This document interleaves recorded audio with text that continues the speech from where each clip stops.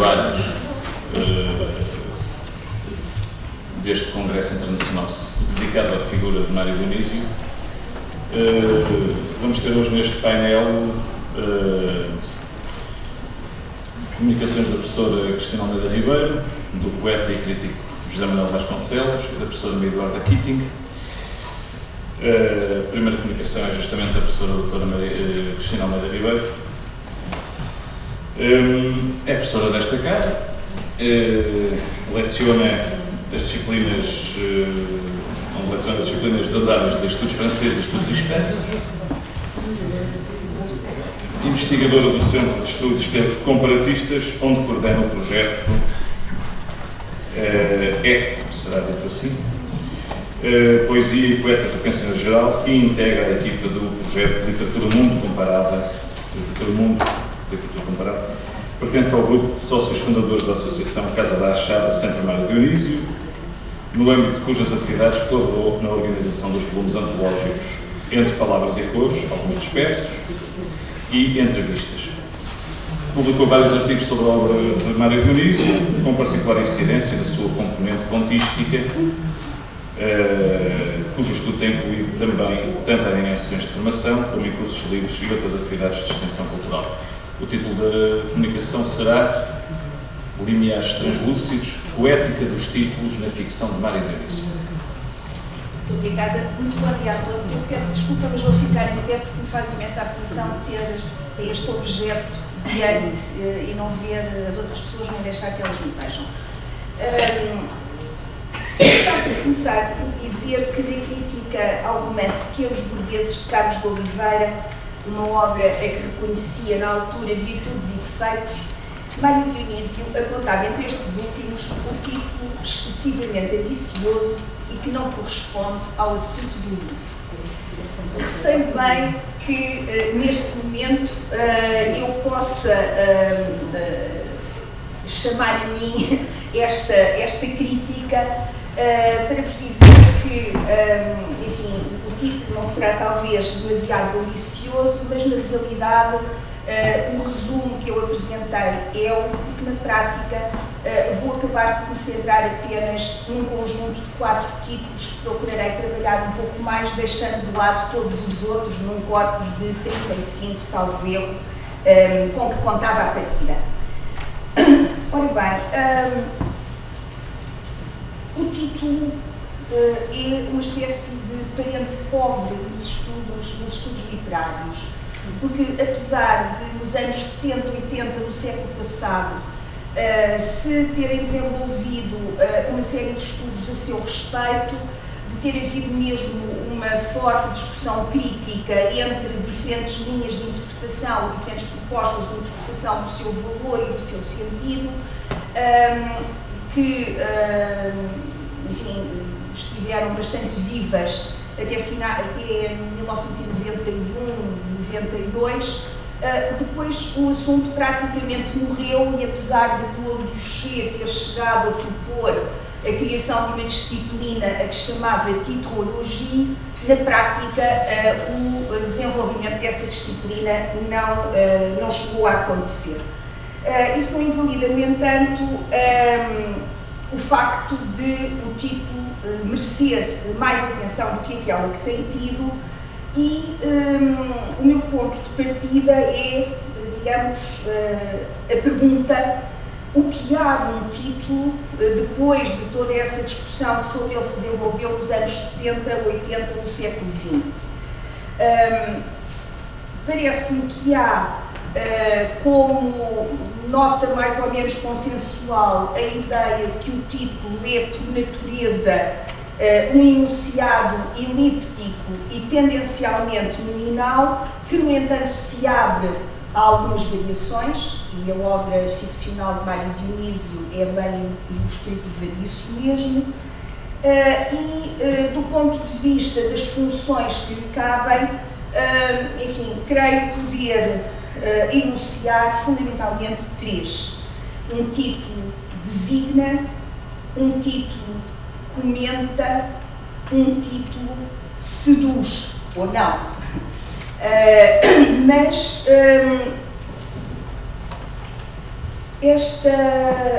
portanto, sobretudo acentuando este último aspecto, o poder de atração que um título tem sobre um potencial leitor, que procurarei organizar as minhas reflexões. Esteve para se chamar assim o livro. Não lhe chamei porque tive medo das interpretações de quem não lesse. Quem diz é Mário Dionísio, numa entrevista à Isabel Bahia no programa O Elogio da Leitura, da RTP, gravada provavelmente em outubro de 1988, e referindo-se à última coleção de contos que publicou. Este breve apontamento, aqui adiante voltarei e por isso não direi agora mais nada, serve apenas para assinalar 2 ou 3 pontos no que diz respeito à posição de Mário Dionísio face ao título a partir desta breve citação. Por um lado, podemos perceber imediatamente a consciência de que o título de um livro não se basta a si próprio. O título de um livro presta-se a interpretações equívocas que só podem ser desfeitas pelo exercício de leitura. Como notaram, e esse é um outro aspecto interessante desta citação, é que, ao contrário do que nós muitas vezes pensamos, no horizonte do escritor está o leitor, mas neste caso particular, pelo menos, vemos que no horizonte do escritor está mais do que o leitor, está o público também não leitor, precisamente aquele que não poderá desfazer o equívoco, ou que não poderia desfazer o equívoco gerado por esse título, que daqui a pouco saberão qual era, ou qual poderia ter sido. Portanto, interessa-me aqui sublinhar a ideia de que, gozando embora da autonomia que lhe permite funcionar como nome que identifica um determinado objeto textual, o título não é verdadeiramente independente. Por outro lado, essa sua falta de independência obriga a um exercício de decifração, a um exercício de interpretação que, de uma maneira geral, o leitor fará gostosamente. Ora, dito isto, gostava de lembrar aqui que aquele que é certamente o mais conhecido dos livros de ficção de Mário Dionísio, a coletânea O Dia Cinzento e Outros Contos.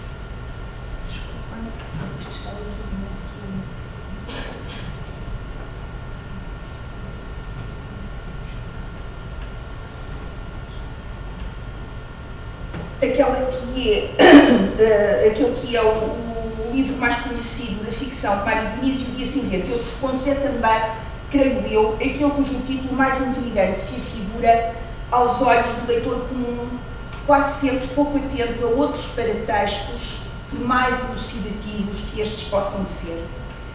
Não há vez em que se fale de O Dia Cinzento e Outros Contos em que não haja alguém que declare não entender o porquê de semelhante título. O que dá aso a que outras vozes se levantem confessando idêntica perplexidade. Afinal, se não há no livro nenhum conto intitulado O Dia Cinzento, por que razão se há no livro intitulado O Dia Cinzento e Outros Contos? É óbvio que os leitores que se deparam com esta perplexidade são aqueles que desconhecem o facto de O Dia Cinzento e Outros Contos ser resultado da reformulação e soma de 4 contos a um livro que tinha sido publicado pela primeira vez em 1944 com o título de O Dia Cinzento. E, portanto, neste caso, ao contrário do que supõem os leitores familiarizados com um determinado modo de titulação de coletâneas deste tipo, não se trata de destacar um conto de um conjunto, somando-lhe os outros que constituem o livro, mas trata-se sim de chamar a atenção pelo facto de que é um livro se somaram 4 pontos.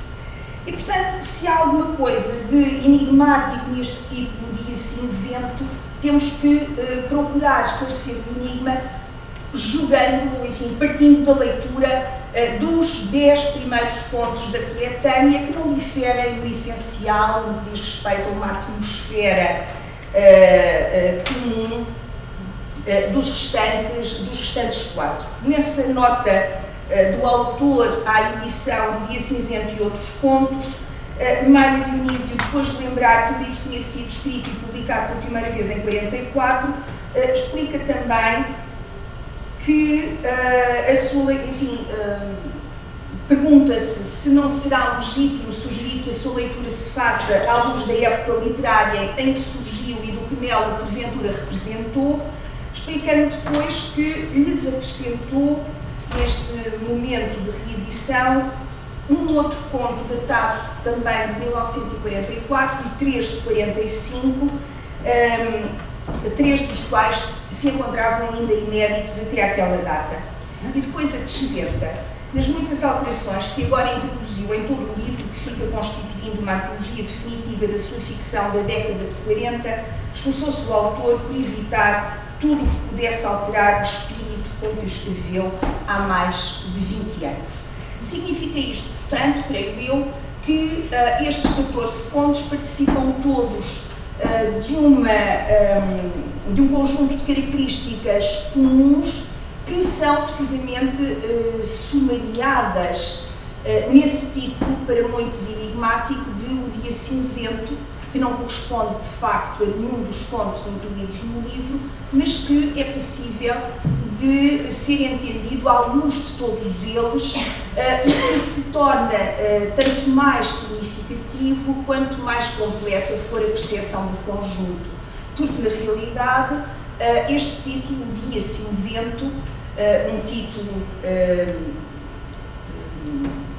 elíptico e nominal, conjuga dados que relevam da metáfora por um lado e da metonímia por outro. Na realidade, o dia não é dia, é uma época e o cinzento do dia é, na realidade, a vida pardacenta que caracterizava o Portugal do Estado Novo, em que se movimentam as personagens que encontramos em todos esses contos. Ora, percebe-se, portanto, pela leitura e só pela leitura, muitas vezes a leitura do livro ou a leitura do conto retroage sobre o título e sobre a sua compreensão, mas estamos claramente em presença de um caso em que o título do livro procura dar conta de uma totalidade que esse livro representa num determinado momento. De um outro tipo, pode ser a titulação de outros livros. Portanto, como eu vos dizia, para perceber O Dia Cinzento e outros contos, temos de ter no espírito a existência prévia de um livro chamado O Dia Cinzento. A estes dois somar-se-ão um romance, Não Há Morte nem Princípio, e 2 outras coletâneas de contos, e tudo isto em intervalos de sensivelmente 20 anos.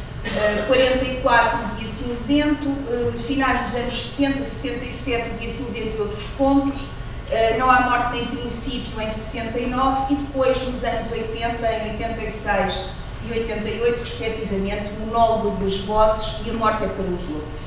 Ora, a propósito do Monólogo das Vozes, e, enfim, no caso das 2 últimas coletâneas, há contos epónimos, não há o acrescento de e outros contos associado no título do livro a esses títulos que são também de contos, mas numa entrevista 1987 a propósito de Monólogo das Vozes do conto, Mário Dionísio explicava: esta história é um pouco a explicação, justificação de todo o livro.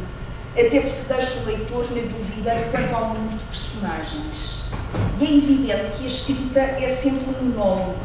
É o próprio autor que se desdobra em vários narradores personagens, mas é um monólogo que assume o estatuto não de uma ou duas vozes, mas de muitas vozes. Por isso se pode encontrar muito de comum num autor em aspectos ou temas diversos da sua obra.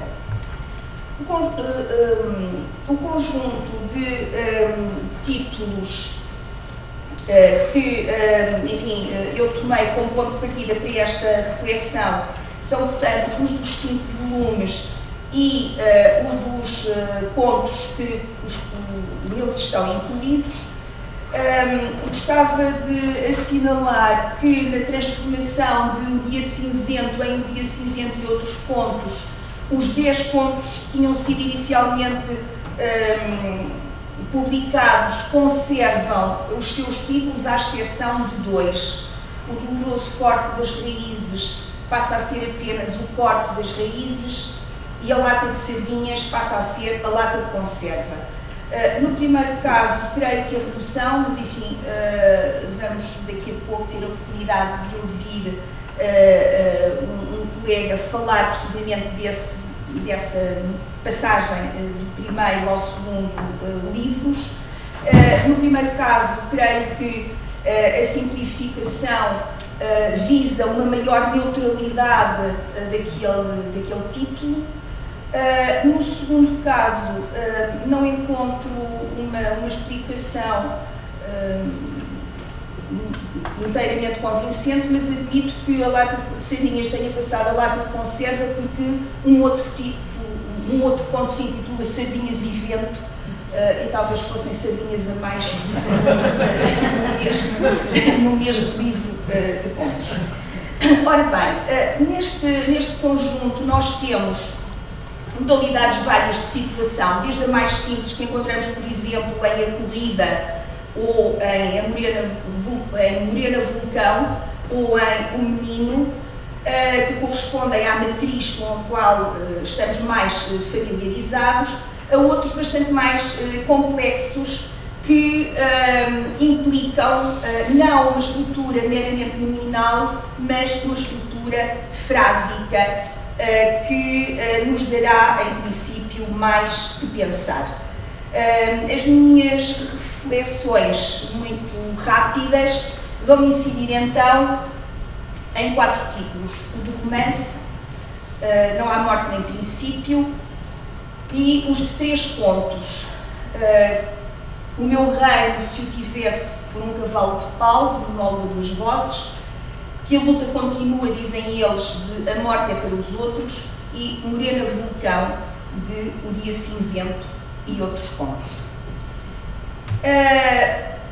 Estes 4 títulos têm em comum, até ver, o seu caráter citacional.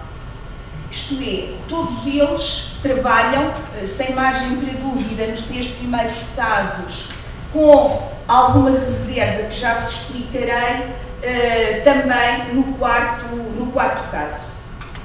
E, portanto, esse trabalho em título sobre a citação convoca inevitavelmente não apenas a vocação efabulatória do leitor, como outros títulos de contos farão, apresentando-se como uma espécie de semente, como um germe narrativo, mas supõem uma cumplicidade que se estabelece através precisamente do reconhecimento dessa citação que aparece transformada, como é evidente, no caso do conto O Meu Reino Se O Tivesse por um Cavalo de Pau. É óbvio que está aqui o ato 4º, a cena 4ª do ato 5º de Ricardo III de Shakespeare. É óbvio que está aqui a célebre frase, o meu reino por um cavalo, que, no entanto, aparece aqui sujeita a 2 modalizações, a primeira das quais introduzida pela informação parentética, se o tivesse, e a segunda introduzida pelo matiz que diz respeito ao cavalo, que não é de carne e osso, mas simplesmente de pau. Percebe, portanto, o leitor que reconhece a citação por detrás do título, que é de uma retoma, certamente que se trata, em que o patético da situação de Ricardo III é substituída pela utilização já banalizada dessa expressão que procura enfatizar a importância subitamente adquirida por alguma coisa que parecia irrelevante e desproporcionada face ao desejo que então se exprime, mas dificilmente, digo eu, o leitor imaginaria que ao começar a leitura do conto se ia encontrar com meia dúzia de páginas em que se discorre acerca dos modos de tratamento em português e da sua complexidade. De excelências, excelentíssimos senhores, maridos e mulheres, há uma longa dissertação que de facto nos remete para a banalidade de um tema que ali está a ser desenvolvido e sobretudo para a banalidade, para o absurdo, para o sem sentido da importância dada a determinados títulos na sociedade portuguesa. E há um momento em que depois dessa longa explanação se retoma a ideia do título, portanto o título atravessa rapidamente o texto, quando surge a seguinte pergunta: onde reino não há, para que cavalo? Sobretudo de pau. Todos o querem, no entanto, ou resmungam ou esperneiam se o não têm. Bem se entende porquê. E o entendimento tornar-se-á maior ainda com a história de proveito de exemplo, diria eu, que a seguir nos é contada. Segundo caso, não há morte nem princípio, é também citação. Uma citação, porventura, menos óbvia para o comum dos leitores, penso sobretudo nos leitores de hoje. Na realidade, não há morte nem princípio é um verso que surge, aliás, repetido num poema de Manuel Alto Laguirre, um poeta da geração 27, um poema intitulado No hay muerte, cujos últimos 5 versos figuram, de resto, em epígrafe ao romance. E, portanto, se o próprio título sugere um movimento circular, sugere uma ciclicidade, essa ideia vai ser reforçada na relação que se estabelece entre o título e a epígrafe e depois pela presença recorrente dessa mesma frase noutros momentos do texto. Vou lembrar, por outro lado, que as citações podem não provir de referências literárias, mas estar ligadas simplesmente à convocação do cotidiano, se quisermos. E é o que me parece acontecer precisamente no conto que se intitula Que a luta continua, dizem eles.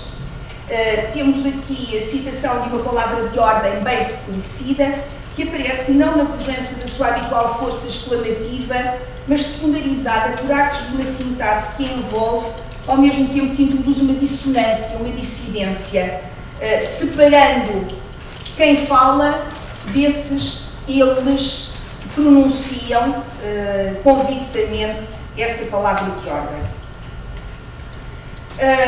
E, portanto, o leitor percebe esse distanciamento entre quem fala e a revolução e, portanto, pode inferir imediatamente que quem fala nestes termos está do lado da reação, mas está longe, provavelmente, de imaginar que quem assim fala é um PID.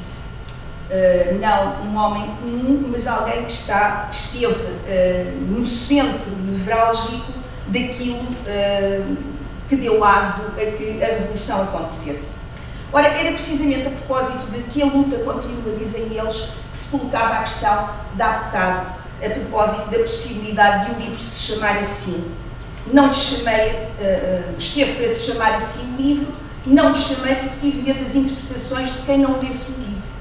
Porque a luta continua, dizem eles, poderia parecer que era o autor a dizer isso, mas não. Quem diz isso é o PIDE. É o PIDE que acaba por se encontrar numa situação admirável. Apesar disto tudo, afinal, estou como nunca estive. E, portanto, esta é uma situação interessante. De resto, no contexto de que retirei esta citação, Mário Dionísio chama a atenção para o facto de ter dado resposta neste seu último livro de contos a vários desafios, como o de, como ele diz, contar uma mulher a falar na primeira pessoa, o que acontece em A Morte é pelos Outros, ou num exercício um pouco mais arriscado de falar na primeira pessoa de um PIDE. O último caso de que falarei num minuto diz respeito a Morena Vulcão e eu pus à partida uma dúvida. Tratar-se-á efetivamente de uma citação neste caso? Explico. Partindo do princípio de que sim, e partindo do princípio de que, se assim for, a expectativa criada pelo título é diferente para o leitor de 1944, para quem Morena Vulcão corresponderia a uma canção na moda que andava em todos os ouvidos e, portanto, era facilmente reconhecível, a ser assim, a existir efetivamente esta canção, e é isso que eu não consegui apurar, achando que a internet nos facilita imensa vida nos tempos que correm. Apesar dos meus esforços, não consegui encontrar a prova de que tal canção existisse de facto nesta altura. A verdade é que este é um daqueles casos em que o título, não sofrendo alteração, tem leituras muito diferentes, ou oferece possibilidades muito diferentes de leitura ao leitor contemporâneo, capaz de fazer um reconhecimento que o leitor de gerações posteriores não tem como identificar. E, portanto, embora se não perca o valor simbólico que é afinal o da canção, que se percebe perfeitamente ao longo da narrativa, na realidade, para o leitor que identifica em Morena Vulcão a canção, a expectativa de leitura é uma. Para aquele que não imagina que Morena Vulcão possa ser título ou nome que popularizou uma determinada canção, Morena Vulcão corresponde a uma mulher que não vai encontrar nas páginas do conto. Peço desculpa por ter abusado um bocadinho da vossa paciência. Muito obrigada.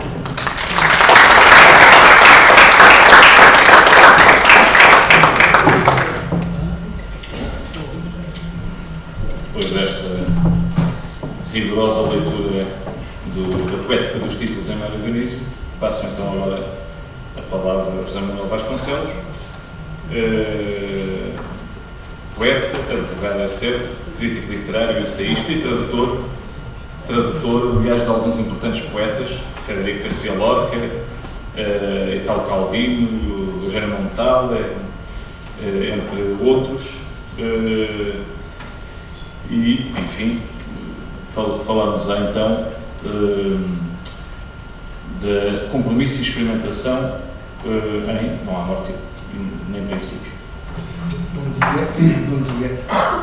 Eu estou aqui com um problema tremendo, é que eu escrevi demais. Há umas pessoas que falam demais, eu escrevi demais. Bom, o resultado disto é mandar-me calar quando for a altura. O António vai ser implacável, eu tenho aqui um relógio também. Possivelmente não vou conseguir ler a comunicação toda, mas estou convencido que isto será publicado posteriormente e, portanto, também não se poderá grande coisa. Bom, eu abordei o romance porque pareceu que toda a obra de Mário Dionísio não só é um romance, é talvez a obra mais inovadora, quanto a mim, da obra de Mário Dionísio, como foi um romance sobre o qual não se escreveu muito, escreveu-se pouco, até muito pouco, para um romance que é extremamente importante e que constitui realmente uma reviravolta quase na obra dele. Eu vou começar então a ler e pararei quando for o caso, vou tentar, não consigo ler tudo. Faltam 10 para o meio-dia. 200 ou 300 pessoas, talvez nem tanto, em pé, à espera, e eu entre elas, com elas, e sem estar com elas, à procura, à espera. mil vezes remoendo esta censura. De que serve estar à espera? Estar apenas à espera. Este excerto não há morte nem princípio de Mário Dionísio, não sendo o insípido do romance, podia perfeitamente ser, como muitas outras frases podiam ser a sua frase inicial. Uma voz vai discorrendo ao longo das cerca de 300 páginas que o compõem, lembrando acontecimentos mais ou menos banais, situações que são comuns na vida de toda a gente, figuras um pouco fugidias, dadas por traços largos e breves, que ajudam, no entanto, a ir desenhando caracteres, modos de ser, comportamentos, baixezas, ressentimentos, dúvidas, ostentação. Frases soltas fazem-se ouvir, ou serão apenas imaginadas, por um narrador algo sonambúlico, como se uma máquina de projetar produzisse incessantemente imagens e sons que a pouco nos dão a conhecer a circunstância que é o pretexto para o longo monólogo interior que compõe o romance, um funeral, no qual o narrador, entre 200 ou 300 pessoas, talvez nem tanto, desenrola a corrente da sua consciência, dando-nos um admirável texto de consistência rítmica que, embora sem qualquer pausa, não cansa, antes aproximando o leitor, a pouco das camadas várias que constituem a realidade próxima, feita de vidas desmembradas que o narrador convoca no seu interminável discurso. No romance pouco se passa, mas muito acontece, ou se julga acontecer. Tudo visto do ponto de observação írto do narrador, espécie de panóptico de onde se vê e medita esse universo circundante, fechado, que é a matéria do romance, com seus saltos no tempo, com misturas de vozes e situações que o narrador associa no seu lugar onde tudo é permitido ver e adivinhar, sem se estar propriamente com nada e em lugar nenhum. Eu entre elas, com elas e sem estar com elas. O narrador entrega-se assim a um exercício de solidão, ou como se diz a certa altura, faz da solidão o grande archote capaz de queimar tudo e todos, construir uma outra vez, mais outra vez, todas as vezes necessárias. Somos lançados na torrente de vocabulário do romance através das impressões desencadeadas no narrador por um aperto de mão e o romance termina, ou antes suspende-o uma vírgula, deixando em aberto no momento em que o aperto de mão do início do romance reaparece e se completa o reconhecimento pelo narrador da identidade de quem lhe causara a estranheza. Faz-se aqui, de certo modo, o balanço da vida, de algumas vidas, e o lugar e o momento são propícios, um cemitério e a cerca de meia hora em que o funeral se consuma. Mas é sobretudo dos vivos que se tiram as contas, pondo-a nos saldos pouco estimáveis, vidas ocas, erros repetidos, ilusões vãs, um teatro de marionetes animado por ilusórios movimentos, sonhos, pelíntras, jactâncias, dissimulações, toda uma complexa rede de relações humanas, tudo aqui perpassa num desfilar de casos, na espectralidade e no claro escuro do discurso do narrador, que se tinge de um certo durido lamentatório, aproximando esta viagem mental pelo mundo fechado de hábitos, convenções, interesses e desvarios da existência humana, da metáfora da stultífera navis, aqui atracada num porto de despedida, por uns escassos 30 minutos, constitui o tempo objetivo do romance. De facto, todo o caudal de acontecimentos que nos aparecem, o palpitar das vozes que intermitentemente se acendem e apagam, ocorrem na intimidade psíquica do narrador. Este é um romance sem movimento, sem deslocação, em que a única viagem é através do pensamento e da memória. Está assim nos antípodas daquelas obras em que a narrativa é impulsionada pelo caminhar, pela deambulação.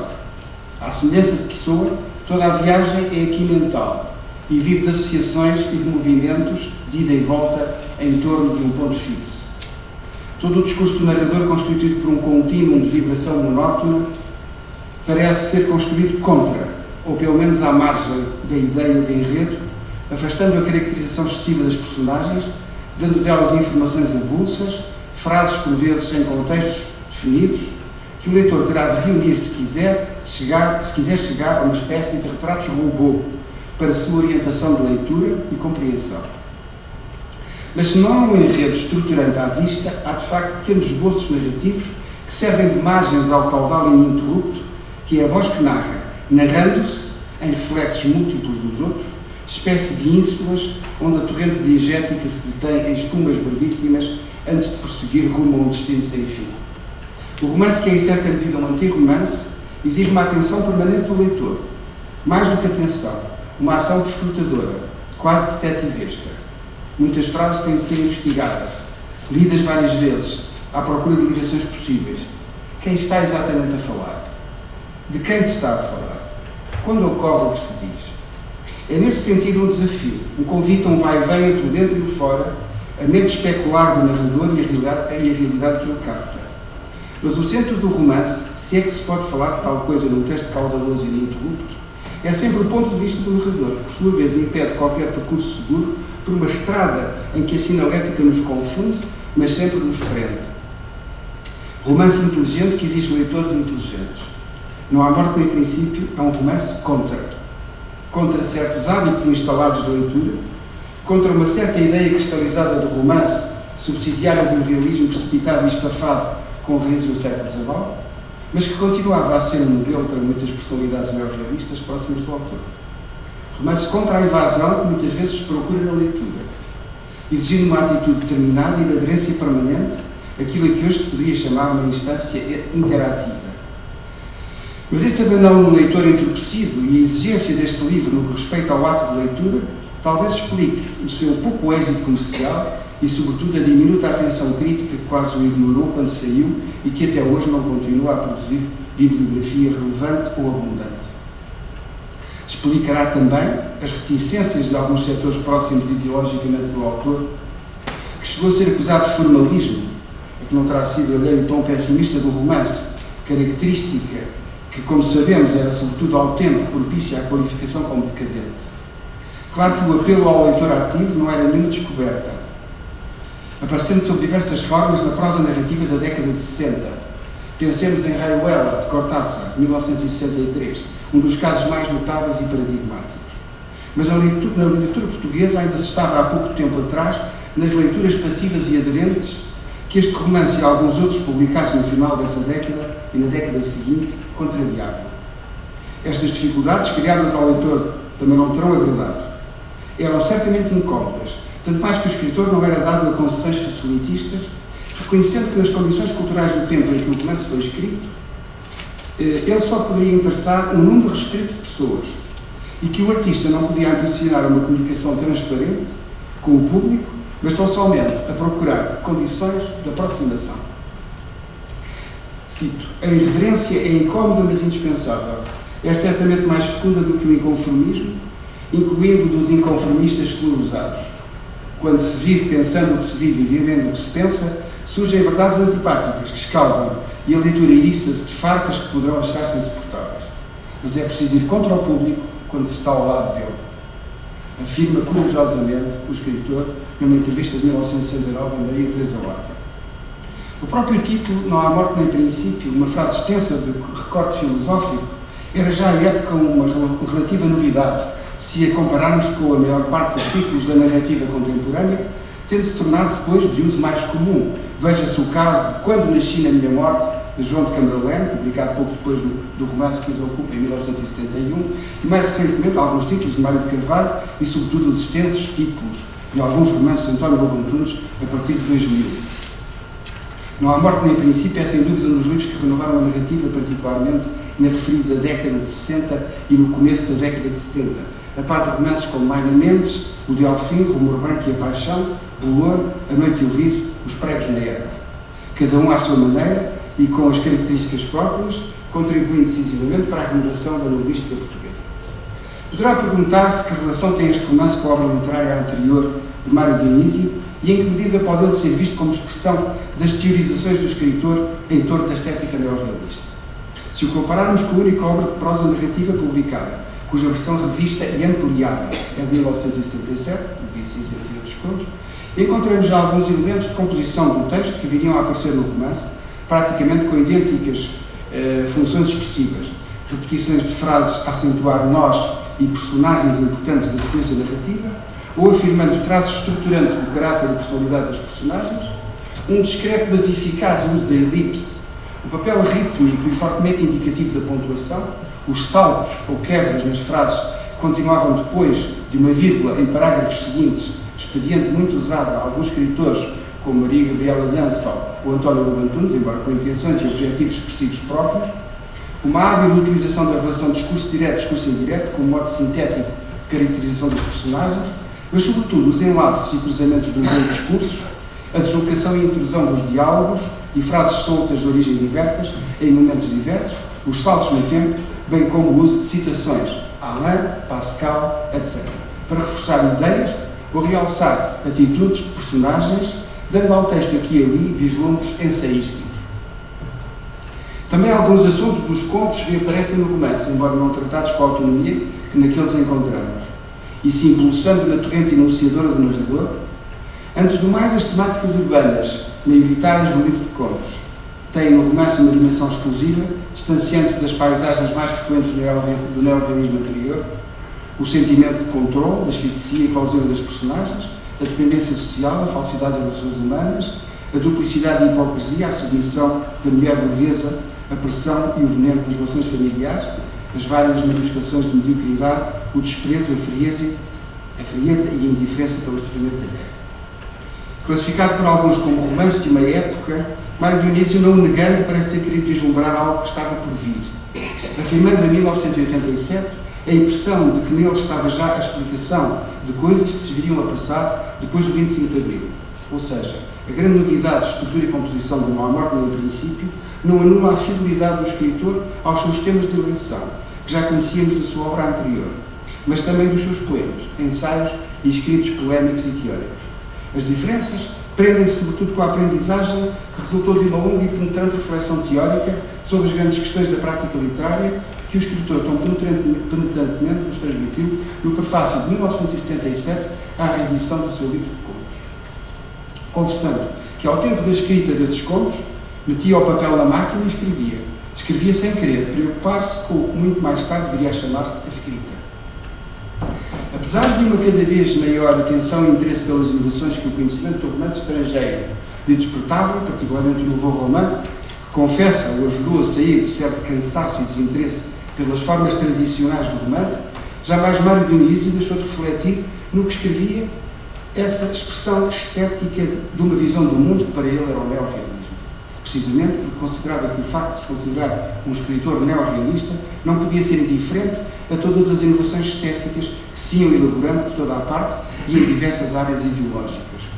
Não terá sido fácil suportar as acusações de formalismo que já referi, que, embora de forma amortecida se fizeram ouvir à data da publicação do romance, a par de atitudes interessadas e abertas, como a de Urbano Tavares Rodrigues ou a de Álvaro Salema, que, apesar de, em teoria, ser muito crítico em relação ao que se chamava experimentalismo de estilos e trituração formal da linguagem, lamentando o resvalamento das tradicionais estruturas narrativas subsidiárias do realismo oitocentista, evidenciava no romance de Mário Dionísio a fixação afirmativa de uma densidade de expressão humana e uma solidez de expressão formal que estão muito para além de qualquer experimentalismo, sendo um inventário de psicologias e de situações dramático-sociais de uma geração. Mário Dionísio entendia o comprometimento como um envolvimento total e permanente, algo que não se confinava à ação política, implicando uma entrega em todas as frentes da existência. Várias vezes referiu a isso, sobretudo em entrevistas, frisando sempre que para ele constituía uma orientação de princípio, o facto de ser o verdadeiro comprometimento algo de profundamente intrínseco. O comprometimento não se refere a maior ou menor acessibilidade das obras, aos temas tratados, a glosar slogans, à obediência sempre medíocre a certos táticos normalmente superficiais e transitórios. Trata-se de qualquer coisa interior e indisfarçável, que não se simula nem se pode abandonar, uma maneira de viver, tanto mais autêntica quanto menos imposta. Como já tenho dito várias vezes, só há verdadeiro alistamento quando não se dá por ele. Isto é uma frase de Wagner. Não há morte nem princípio. Surge-nos a uma primeira impressão como um romance invertebrado. Não encontramos uma estrutura, uma armação, precisamente por ser aquilo que poderíamos chamar um romance sem pontas, ou antes com muitas pontas soltas, o que vai dar ao mesmo. O autor acentua, no entanto, o lado construtivo do romance, ao qual diz ter dado a máxima atenção, reescrevendo várias vezes, mas não há dúvida que a fluidez do texto é o aspecto mais imediato, espécie de longo plano de sequência, para nos escorrermos de uma figura da linguagem cinematográfica, que que tem na descrição um elemento propulsor fundamental na relação funcional com os demais elementos estruturais. A descrição deixa de ser a remplissage vraisemblablisant, como chama Philippe Armand, para se tornar uma função estruturante, e a projeção simbólica do modo narrativo de encadeamento no modo descritivo do romance, como acontece frequentemente no universo nouveau roman, particularmente nas várias obras de Claude Simon. Tendo como epígrafe um breve e belo poema de Manuel Albuquerque, o romance pode ser lido também como um extensíssimo poema em prosa ou um romance lírico em que as palavras vão saindo umas das outras, com uma profunda unidade intrínseca, marcadamente rítmica, onde se trata da incomunicabilidade da linguagem e das verdades e ilusões da vida social, e ao mesmo tempo do esforço para reconhecer o iluminado que nos rodeia, enquanto seres solidários, mas sempre solitários, como ocorre no imenso arco de sobreposições que ligam a neblina inicial que ofusca o pensamento do narrador na identificação dos outros ao reconhecimento final. Cito: aperto a mão que se me estende, reconheço, aperto-a bem na minha, dedo a dedo, duas mãos apertadas, o mundo inteiro está nelas. Sai das sombras milenárias, nasce nelas, nestas mãos apertadas que se dizem: tu estás vivo. Fim de citação. Estamos vivos, não há morte nem princípio, e no entanto a grande marcha recomeça. Como nota o autor, este livro está mais perto da poesia do que do livro de contos que publicara. Ao mesmo tempo, é um romance que ilustra de forma magnífica a ideia sempre defendida pelo autor de que a dicotomia forma-conteúdo expressa um falso problema, pois, como acentua numa entrevista, a maneira como o romance está escrito é o próprio romance. Acresce a isto a ausência das figuras, que muitas vezes se confundem na amálgama quase indiferenciada de vozes, cujo centro é o narrador, e que não chegam nunca a erguer-se como personagens firmes, atuantes, conduzindo a ação, antes se configurando como sombras na consciência imparável que as pensa. A já mencionada inexistência de uma trama que confira unidade ao romance levara certa crítica a referir-se como não possuindo uma estrutura. E, de facto, se não há morte nem princípio tem um princípio construtivo, ele está precisamente no movimento do pensamento, na sua força imparável, na avalanche do seu acontecer, em confronto com a realidade, sem princípio nem fim, e as suas permanentes metamorfoses. O romance resulta, no fundo, do imparável percurso mental, na sua deriva tateante, aberta à aventura da existência, num permanente exercício com características fenomenológicas. O que acontece no seu efervescente monólogo, o que o narrador, no seu efervescente monólogo, nos dá a conhecer, é precisamente a aventura da consciência, na linha do monólogo interior, utilizada em várias obras modulares da literatura contemporânea, Virginia Woolf, Hermann Broch e os autores do já referido Nouveau Roman. Eu vou tentar dar aqui um pequeno salto. Talvez. Com efeito, Mário Dionísio dá-se bem conta de que o real não se apresenta senão por mediações, por momentos de ida e volta entre a consciência e o que a condiciona.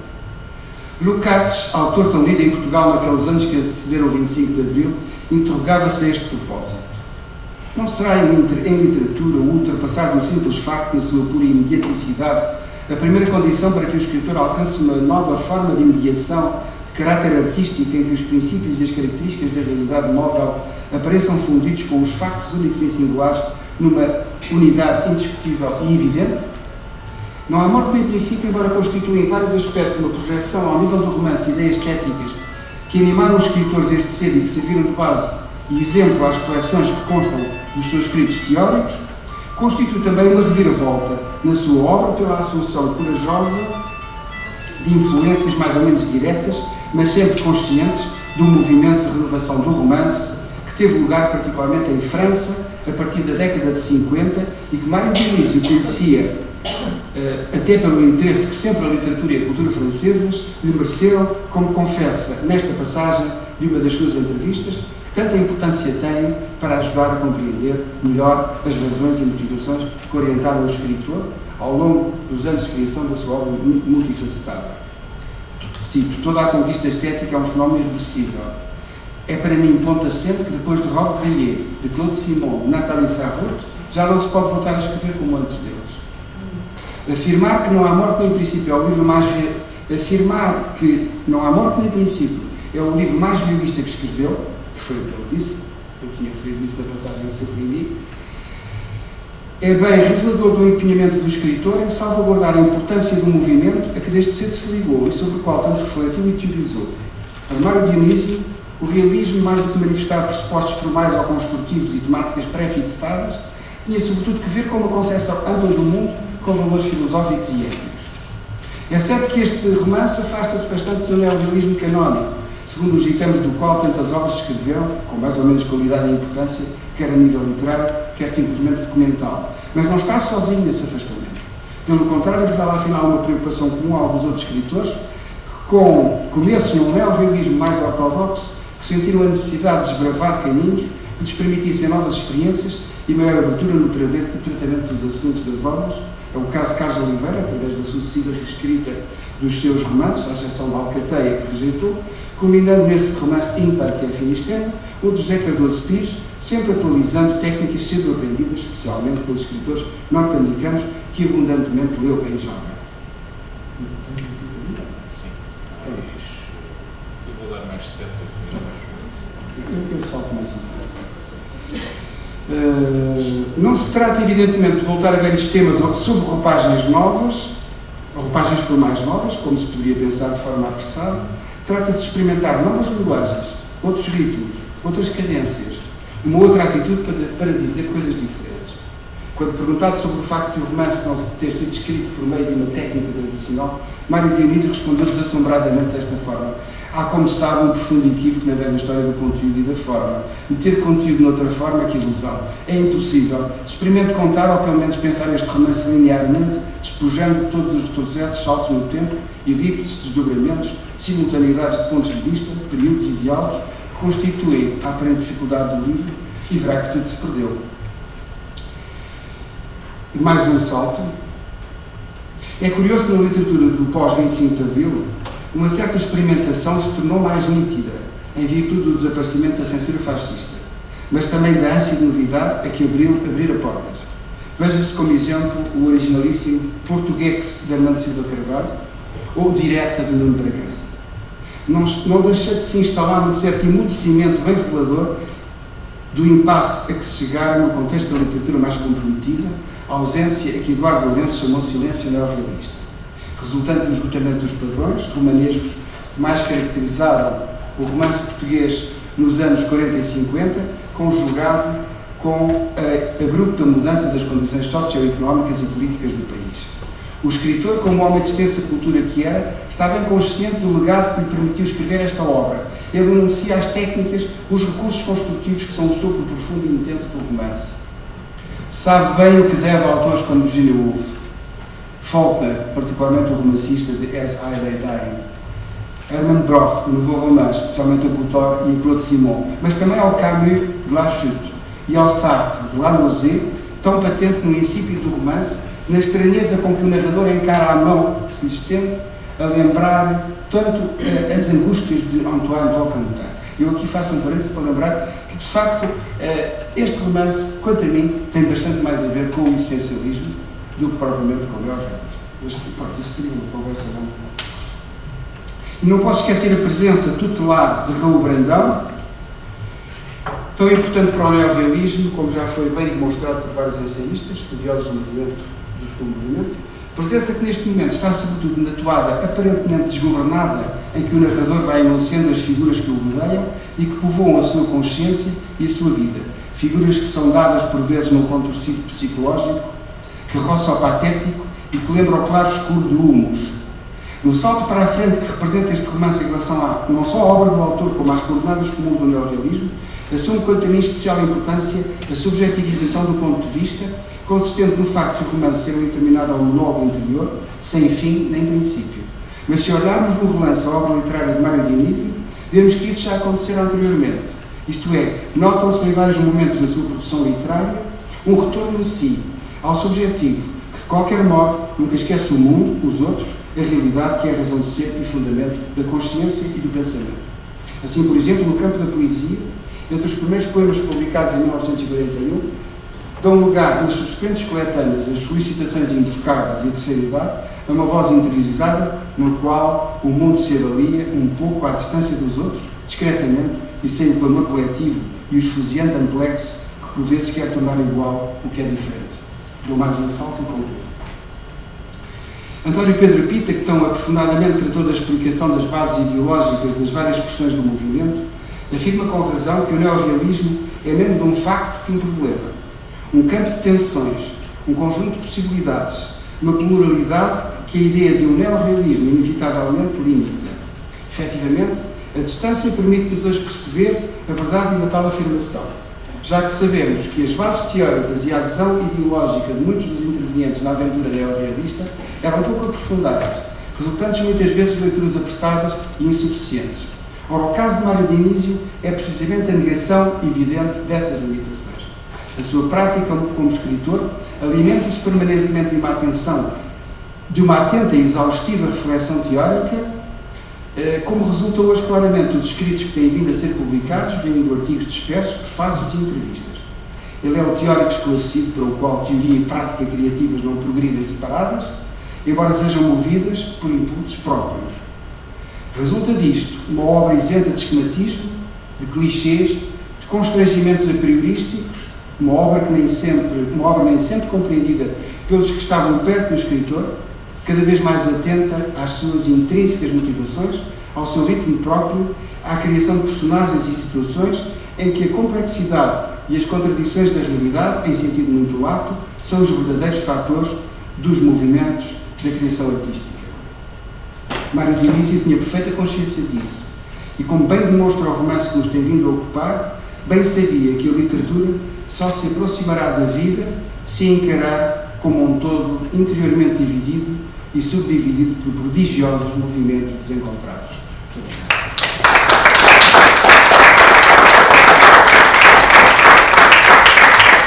Eu peço desculpa por esta leitura à Marta Cavalos, mas não tenho outra hipótese. Bem,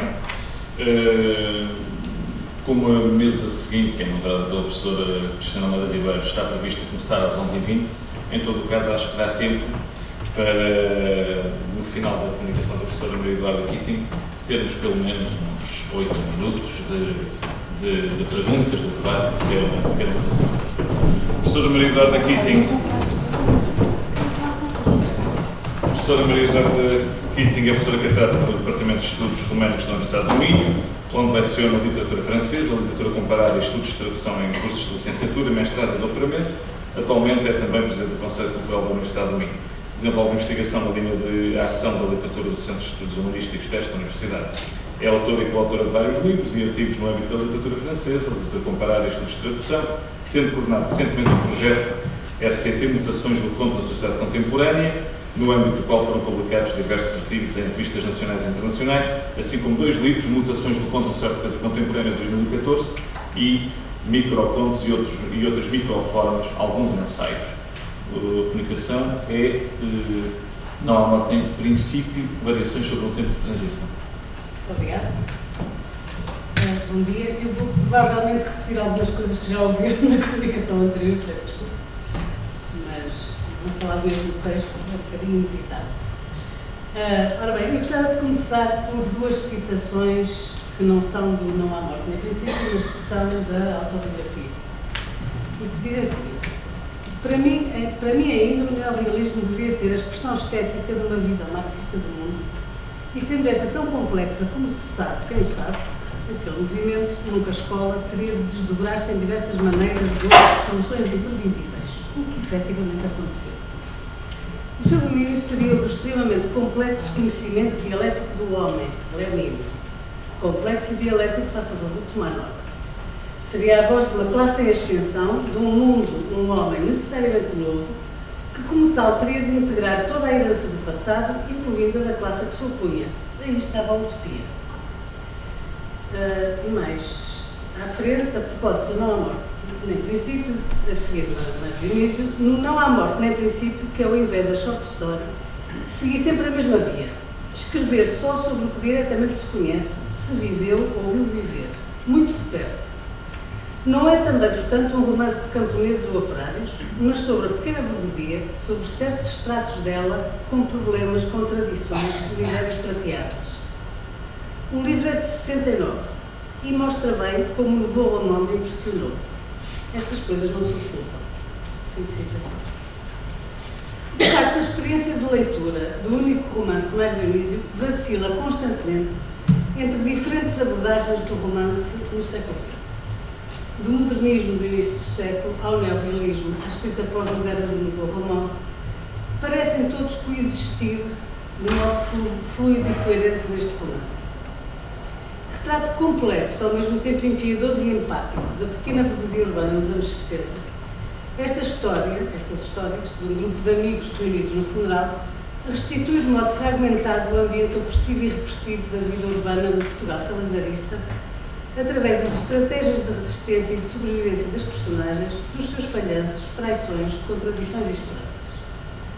Narrado por uma das personagens, um dos elementos deste grupo de amigos, o romance desenvolve-se aparentemente segundo o modelo modernista da corrente de consciência, misturando níveis temporais, reproduzindo pensamentos, memórias, comentários e reflexões do narrador-personagem, que integram, por sua vez, vozes e memórias dos restantes personagens.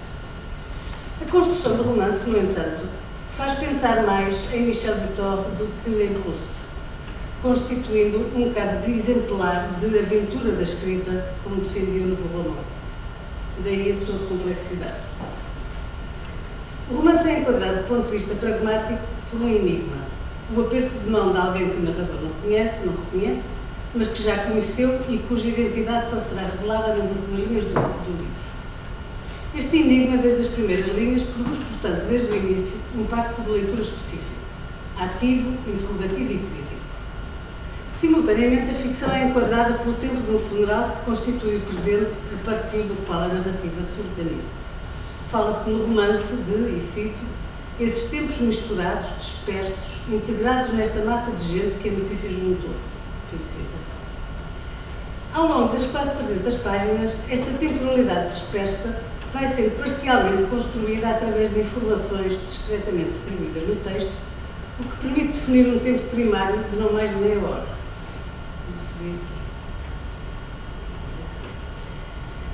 Mas não o tempo das memórias que correspondem a faixas e momentos diferentes do passado.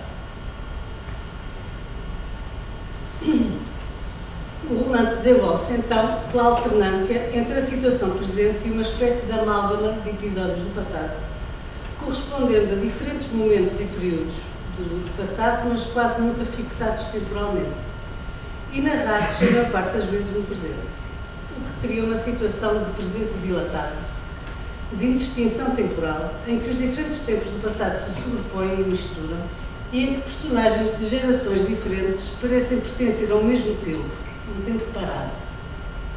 O que faz pensar na pintura ou na fotografia, e é, aliás, assumido em algumas passagens do texto, metaletes em que as personagens parecem transformar-se em motivos picturais ou fotográficos. E cito: interrompe a projeção, um braço no ar, desajeitado, lamentável, desprezível, um pé que a levantar-se ficou torto, risos fixos de máscara inquietantes, esgajos de suspeita, de desprezo, espantos, caras estúpidas, silêncio, tudo morto. Recomeça a projeção. Isto é na página 59 do Uma Morte no Princípio. Outra citação: a Susana é um fundo de tela que vem à superfície docemente, atravessando as camadas de tinta sobrepostas, alterando-as sem chegar a alterá-las, as camadas recentes vão secando e estalando, caindo aos pedacinhos ou em chapas inteiras. O seu tom reaparece, não poderia rasgá-lo sem rasgar a própria tela. Mas, portanto, a mistura de várias linguagens, no fundo. Quando se lê Não há morte nem princípio, tem-se a imagem de um universo ficcional cheio de gente. Para isso contribui a afirmação recorrente no livro acerca do número de pessoas que participam no funeral. 200 ou 300 pessoas, talvez nem tanto, em pé à espera. Na verdade, o romance focar-se-á de maneira desigual em cerca de 50 destas personagens, dotadas de nomes próprios. Muitas das quais não fazem sequer parte deste grupo de 200 ou 300 pessoas, ou porque estão ausentes do funeral ou porque são personagens de outros tempos.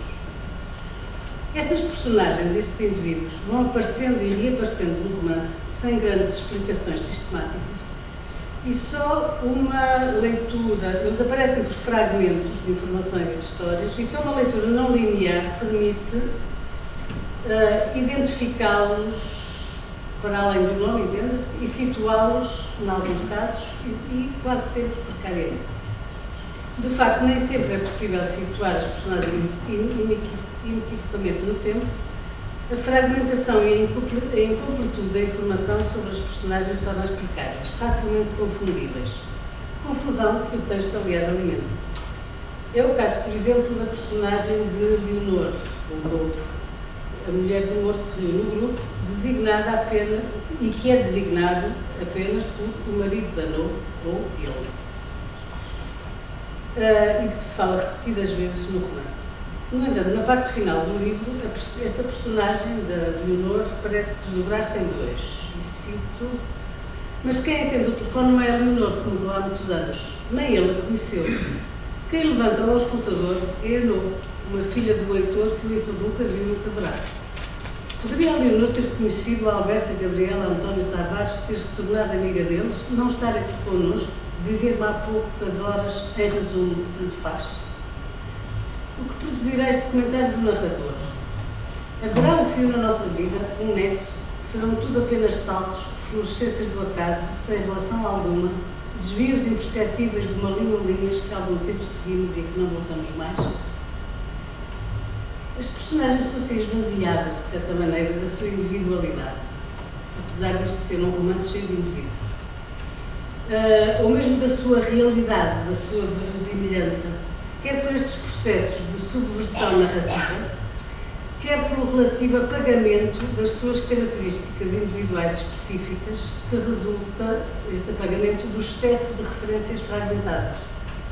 Há tantas referências e tão dispersas que, de facto, acabam por produzir um efeito de coletividade e de nivelamento em detrimento do indivíduo. Já não se sabe a quem se refere. O romance trata, de facto, de uma geração, não é um romance de indivíduos, ao contrário do que parece. É uma personagem coletiva, não particularmente de alguns indivíduos. Para este efeito de indistinção, contribui também, inversamente, a proliferação de pronomes pessoais. Tu, ele, ela, que não tem referente evidente, ou porque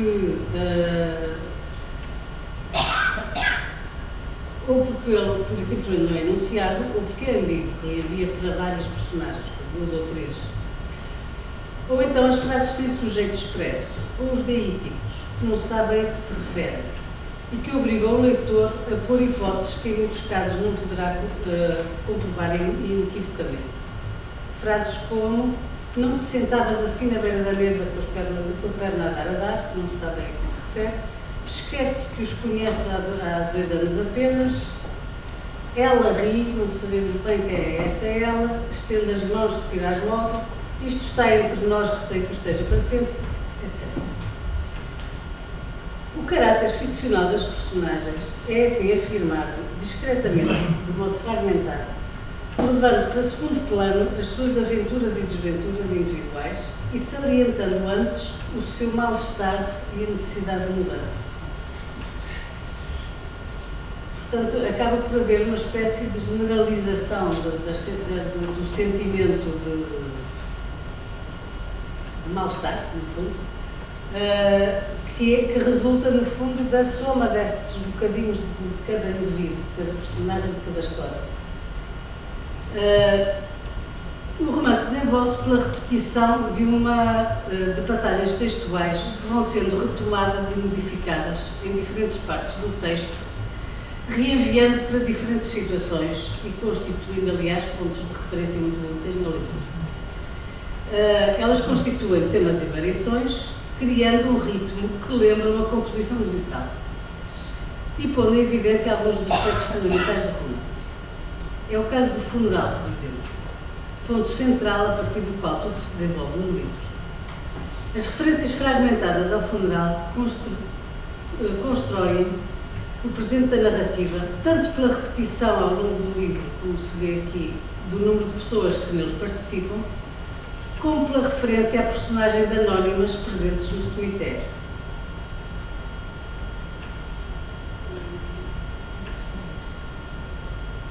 Como é o caso da senhora obesa e lenta que varre o passeio. No caso dos 2 ou 3 centros de pessoas à espera, há uma coisa curiosa que é a seguinte. Na primeira parte do romance, esta repetição da frase aparece como uma espécie de refrão. É sempre igual e introduz diferentes situações, marca o presente da narrativa, mas aparece de facto como uma repetição. Na segunda parte do livro, ou seja, mais perto do fim, esta espécie de refrão é retomada, mas agora com variações e desenvolvimentos. Portanto, já não é bem igual. E, portanto, temos, e passei isto à frente, não sei voltar para trás, peço desculpa para ter que ler. Diz 2 ou 3 centros de pessoas, talvez nem tanto em pé à espera, que era a frase da primeira parte, e agora esta frase vai aparecer desenvolvida em 2 ou 3 centros de pessoas, talvez mais, muita gente afinal, ou então mais de 2 ou 3 centros de pessoas de um lado e do outro da rua, a furar dificilmente por entre as pessoas, estes 2 ou 3 centros de pessoas, talvez nem tanto ou talvez mais, em pé à espera. 2 ou 3 centros de pessoas, talvez mais em pé à espera, mas de quê? O que é que esperamos? A mesma coisa? Alguma coisa? E depois, estou cercado por 2 ou 3 centros de pessoas mais apertadas do canto, em silêncio, nervosas, e depois 2 ou 3 centros de pessoas em silêncio, atoladas em silêncio, desejando mais que nunca que isto acabe depressa. E a última destas referências já é, na página 276, um novo trovão rebenta mesmo em cima de nós, 10 ou 12 pessoas, talvez nem tanto, em pé à chuva. Portanto, e marca de facto a diminuição das personagens. Concluído, o nosso egoísmo é este. Estas repetições e variações acontecem também nas passagens que estão a ver aqui, que eu usei a ser demais, que são as referências a uma personagem anónima, uma senhora obesa e lenta que vai a momentos que passeia à frente da porta, no cemitério, e cada ocorrência implica, na verdade, uma minúscula variação. Portanto, obesa e lenta, uma senhora vai a momento que passeia à frente da porta, são só os olhos que se movem, redondos virados, sobem desta direção que recomeçam, passa para outras pessoas que varem escrupulosamente. Este escrupulosamente vai aparecer depois noutra das retomas, portanto, a frase vai se transformando. E outros episódios, que não vou aqui detalhar, retomam este processo, que é o caso de a mulher do peixe, que também é uma personagem anónima, mas que introduz várias passagens correspondentes ao meio da praia, e uma mesa retangular formada de pergamoide preto, que começa por ser sinteticamente descrita quase por anotações, descontextualizada, no sítio. Na zona onde o sol não bate a uma mesa, pequena retangular, de pés torneados, envernizada de castanho, tanto forrado de pergamoide negro, cheio de manchas de tinta de escrever, que o tempo arroxeou, muito enfolado e esbeiçado nos cantos. Isto é na página 25. Uma aparente neutralidade, mas que será posteriormente contextualizada e se desenvolverá na segunda metade do livro, transformando-se em elemento de pesadelo e alucinação, numa sessão de interrogatório e tortura da PIDE, que ocupa várias páginas e de que esta mesma faz parte. Um destes episódios repetidos constitui, na verdade, uma espécie de espinha dorsal, se podemos chamar, de elemento estruturante do romance. As passagens referidas ao desconhecido que cumprimenta o narrador no início e que se revela no final. O personagem de Jerónimo. A descoberta progressiva do desconhecido pelo narrador faz-se também por microvariações a cada repetição, mantendo o narrador e o leitor na expectativa. É um dos mais fortes fatores do interesse romanesco deste livro, inclusivamente porque parece dar sentido e abrir numa perspectiva de esperança o tempo cinzento e parado que parece dominar o romance. Na verdade, a personagem de Jerónimo percorre mais ou menos discretamente todo o romance, ao contrário das outras personagens, que estão concentradas mais no início e mais no fim do livro.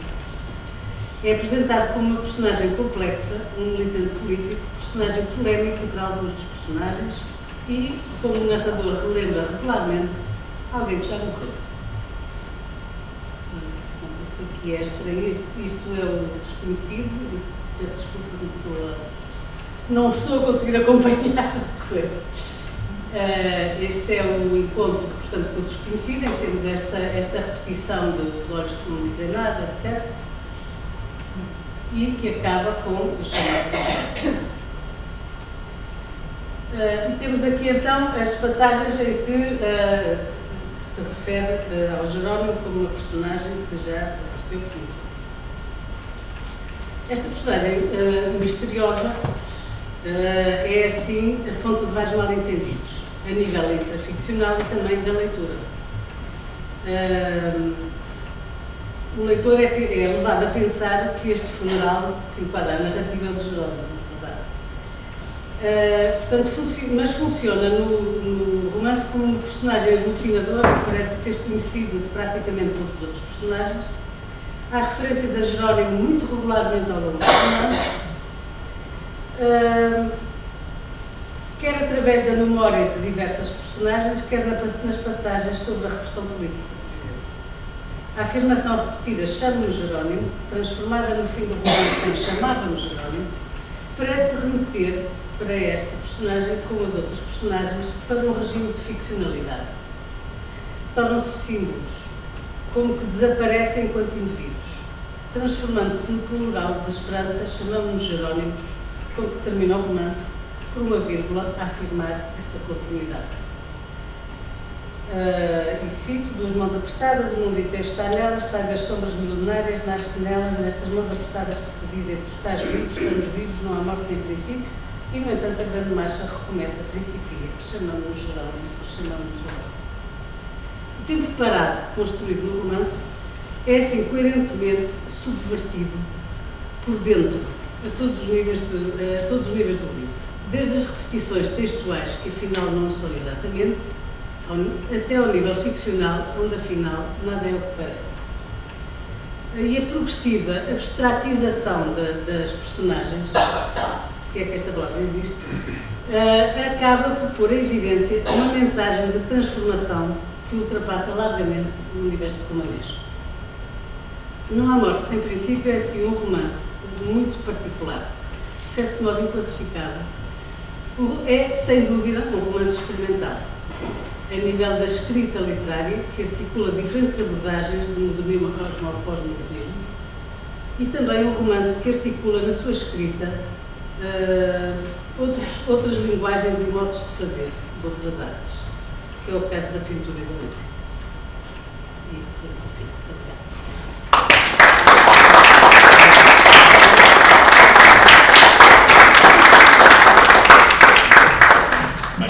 Conseguimos ter ainda tempo para, se for o caso, haver perguntas à mesa, aos oradores.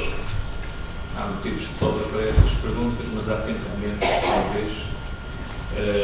Mas há, de facto, aqui muitas linhas de leitura que foram sendo apresentadas. Sendo a próxima mesa às 11h20, às 25 talvez. Então. Primeiro diz-me, primeiro quero felicitar foi extraordinário as 3 comunicações. Tive muita pena não devemos ter presentes, mas o António, a professora, que foi minha professora desta faculdade, a professora Kel, e o António sabe, como professor do secundário também, que nós não temos direito sequer a dias de formação. Portanto, lá arranjei um bocadinho agora, quando eu tinha aulas era um problema. E é uma pena perdermos os professores do secundário não terem acesso a beneficiar destas coisas que realmente é uma mais-valia. Primeiro, com a professora Cristina, que eu estava a ouvi-la no início, estava a falar em 3 funções do título, e eu tive de enviar logo a escrever mais uma, que depois a professora depois acabou por acrescentar, que é outra função, que é de intrigar, não é? O título deve intrigar, e eu pensei, à medida que estava a ouvir, estava a escrever também comentários paralelos, porque o nome da Rosa e o Rugir Noir continuam a ser 2 títulos que têm suscitado ensaios. Afinal, porque é que os autores deram estes títulos, o que é que se passa, porque é que será Rugir Noir e o que será que é aquele último verso que fecha, a última citação que fecha o romance do Humberto Eco se terá dado. Portanto, intriga e leva-o leitor a inquietar-se e a pôr a pensar, que é o que afinal quer o Humberto Eco, não é? Também cria a obra aberta, que a obra é feita pelo leitor.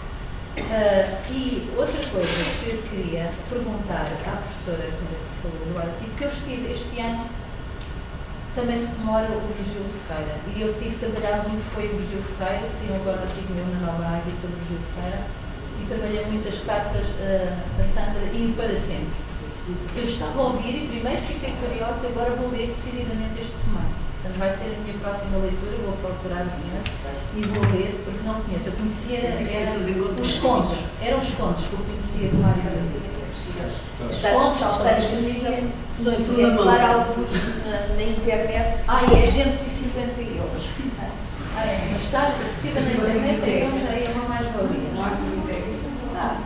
Não sei. E então, estava a ler e estava a relacionar que se não há um paralelismo muito próximo entre este último romance, que realmente é mais porque ouvi mais existencialista do que neorrealista, com estes últimos romances do Para Sempre, do Virgílio Ferreira, em que raramente também há este tempo de tempos sobrepostos, é uma expressão que eu utilizo, da relação da escrita com a fotografia e com os retratos. Eu, a dada altura, estabeleço um paralelo com o Viamir, para uma descrição, uma personagem parece um quadro de Viamir, com a luz refletindo, a imagem de ele lembrar-se da Sandra, estou a pensar no Virgílio Ferreira, lembrar-se da Sandra em casa, numa certa postura.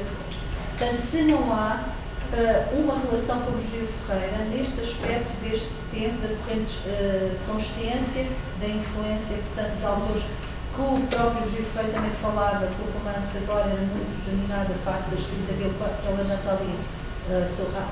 Portanto, pelo novo romance, se não haveria, portanto, esta relação não se poderia estabelecer.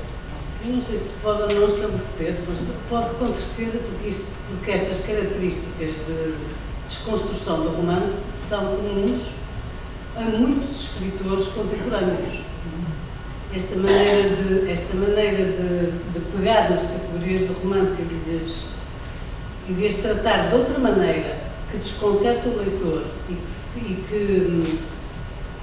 que no fundo acaba por criar outras linhas de sentido no romance.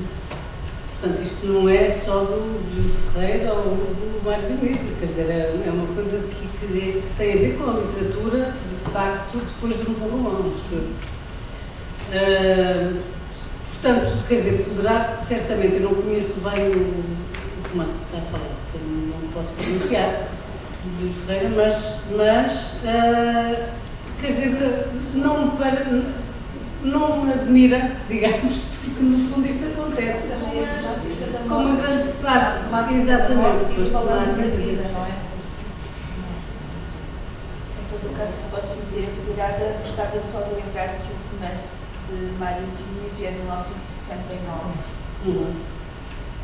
Exatamente, portanto isto Pode está ser ainda. Não, o que é espantoso neste romance, eu acho, é que é um romance que é praticamente contemporâneo das produções do Novo Romance. Portanto, não se pode dizer que foi só uma coisa influenciada porque isso há muitos depois. Quer dizer, foi no mesmo, e portanto, por isso é que por isso, penso eu, é que tem todas estas influências, que não é só do Novo Romance, que tem a ver com outras preocupações de outras correntes literárias. E que aparecem, no fundo, todas ligadas aqui.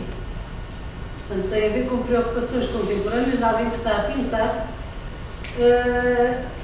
naquilo que são os seus princípios, aquilo que conhece de trás, digamos, e de trás ou ao mesmo tempo, não é?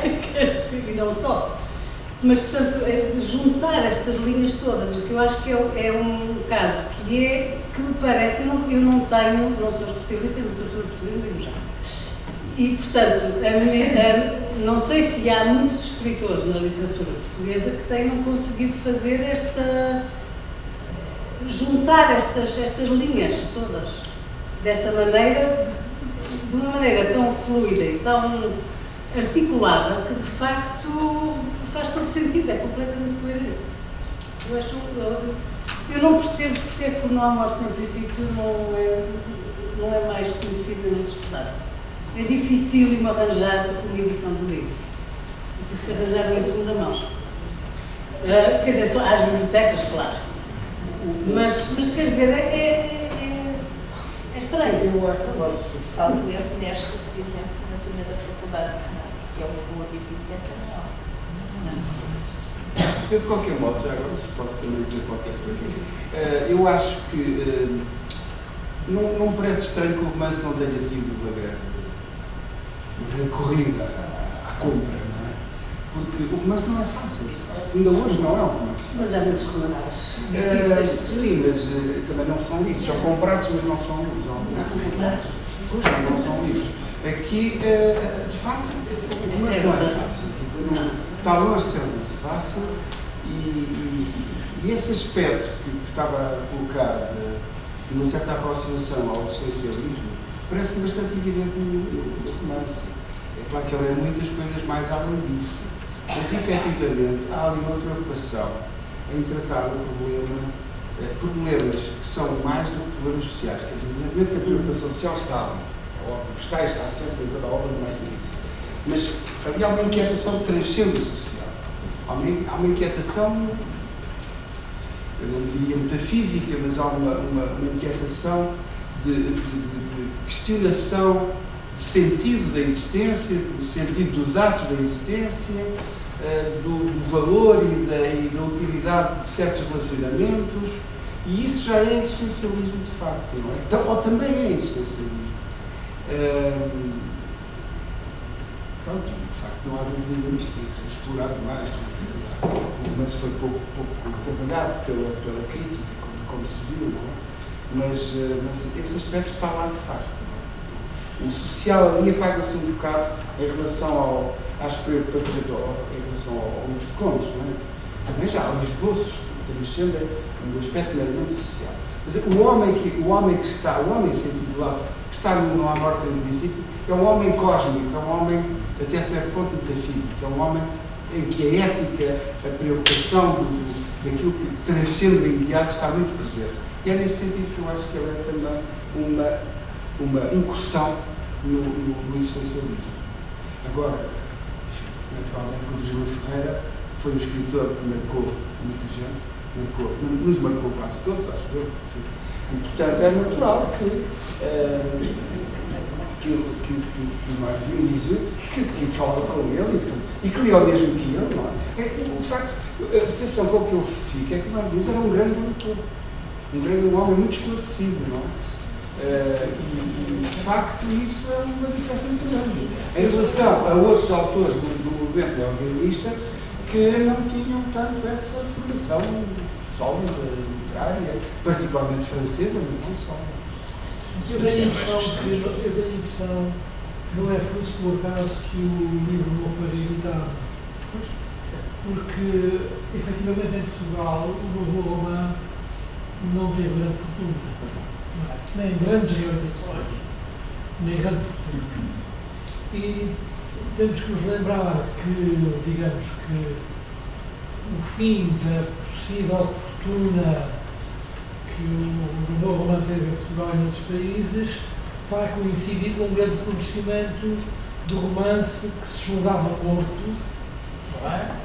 Porque há uma certa pressuposição de que o romance está morto, não é? Um novo romance, noutros países, nomeadamente nos países anglo-saxónicos e nos países latino-americanos. Portanto, isso vai desmentir de alguma forma aquele vaticínio que nós tendemos sempre, julgando que podemos dominar o futuro, queremos ver o que é que vai acontecer na literatura, e as coisas saem sempre muito diversas do que a gente começa. E, portanto, digamos, isso é um pouco a ver com isso, não é? Quer dizer, acho, por exemplo, que os últimos pontos do Mário Dionísio são realmente pontos notáveis. Eu lembro perfeitamente da leitura que fiz deles, não é? E portanto, digamos, o olhar que ele faz sobre a sociedade, uma sociedade nova, que já não é a sociedade do seu tempo, é uma coisa admirável nos meus pontos, não é? Em termos de ironia, um pouco desapiedada, Ele tem essa dimensão pessimista que é muito interessante no caso de alguns dos melhores neorrealistas, não é? Vou pensar nele no caso do André a esse respeito, não é? Que parece haver um paradoxo nisso, não é?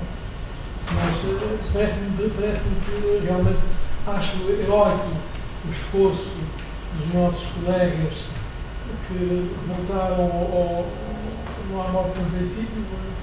Eu dificilmente voltaria, até porque sou mais virado para a cozinha, não é?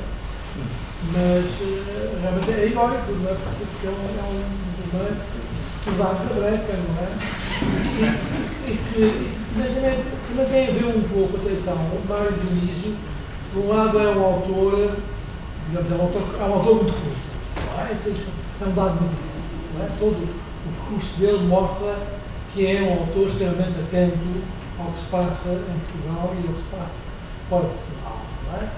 E, portanto, tivemos essa preocupação de inovação nele, é uma constante ao longo da obra dele, nomeadamente na poesia, não é? Portanto, quer dizer, mas há aí um certo efeito de moda, que a gente também não pode esquecer em termos de surgir da literatura, não é? Quer dizer que há uma preocupação, por um lado, há o feitiço do romance, isto é, alguns escritores, por grandes que sejam, como o caso do Mário Dionísio, um grande escritor, parece haver a necessidade de escrever um romance. E então vamos lá tentar, não é? Vamos tentar fazer um romance, e muitas vezes há um certo fracasso nisso, não é? Assim, que não diminui a grandeza da obra deles, mas isso existe. Mas acho muito difícil falar de fracasso, não há morte nessa. Quer dizer, o fracasso é talvez um termo um pouco deselegante, não é? Menino deselegante. Mas não é um romance, não é um romance que facilmente o leitor, digamos, entretanto, habituado a outras tradições, não é? Que neste momento, quer dizer, enquanto é fácil retomar a edição do livro do Mário Dionísio, e, por exemplo, eu lamento que a terceira idade, que é um livro muito bonito, é um livro muito do Mário Dionísio, acho que é um dos grandes livros da poesia portuguesa, não tenha sido objeto, não sei se foi uma reedição de canal, e até houve sempre aquela confusão do título da terceira idade, de alguns livros colocarem na secção dos velhotes e tal. Só uma nota final. Se ali Eduardo Dionísio. Só uma informação sobre uma coisa que foi dita. Ele, uma vez, com a fetiche do romance, resolveu experimentar fazer um romance e fez assim, gostava um bocadinho na moda, etc. É só para dizer que no arquivo do Mário Dionísio, que eu infelizmente tenho que conhecer bastante bem, há uns 5 romances ou 6 enormes, anteriores a este. Muitos, se não todos, sob o ambiente de sanatório, do Caramulo, com várias versões, uma coisa brutal, que aliás eu até forneci aqui para esta faculdade para estudarem, mas parece que não estiveram interessados, o que é natural também, porque há o Virgílio Ferreira, etc., que também tem a mesma idade, etc. E, portanto, é para dizer que isto não foi uma coisa que lhe passou pela cabeça assim. Aqueles, o último, de 80 e tal, está ele a escrever também lá sobre o Caramulo, que é sempre o mesmo e que não é aquele que eu não lia, só digitalizei, fiz as escolhas, aquelas coisas que os estudos devem fazer. Mas, e desistiu de publicar o romance, esse, que é sempre o mesmo, por ter relido A Montanha Mágica. Diz, para que é que eu vou editar uma coisa destas se existe uma montanha mágica? Caraças, não é? E, portanto, o que é que na altura em que publicou este, já não lhe apetecia publicar esse de 80 e tal que ele está a escrever, deve ser com este aqui, mas aquilo já não lhe apeteceu.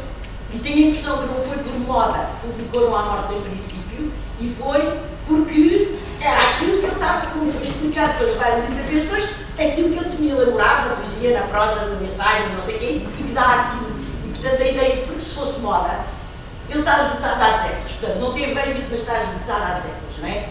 Ninguém o quis reeditar, como é natural, porque como também se disse, não lhe apetecia voltar lá, portanto as outras pessoas também não é? Mas, de facto, alguns compraram, não é? E portanto a questão de ser por incomoda que ele escreveu assim desta maneira, não se quer voltar, ofende-me um bocadinho, até porque eu também antigamente escrevia e assim umas coisas. Bem, mas em todo o caso, talvez, não sei se há mais perguntas, não sei se... Não, eu não completei. Professor. Eu não completei, quer dizer, é sempre difícil. Mas, quer dizer, eu peço desculpa se as minhas palavras foram entendidas no sentido de qualquer coisa negativa, não é? Porque as 10 línguas tanto a obra 12 mais dirigem, não é? O romance nunca me entusiasmou, não é? Devo dizer. Mas queria salientar, digamos, a comunicação da professora Cristina Almeida Ribeiro, não é? As outras sendo comunicações muito boas, não é? E trabalhando num material excepcionalmente difícil, assim, queria salientar a organização da comunicação em termos de comunicação para o auditório, não é? Comunicação que estabelece uma comunicação muito eficaz.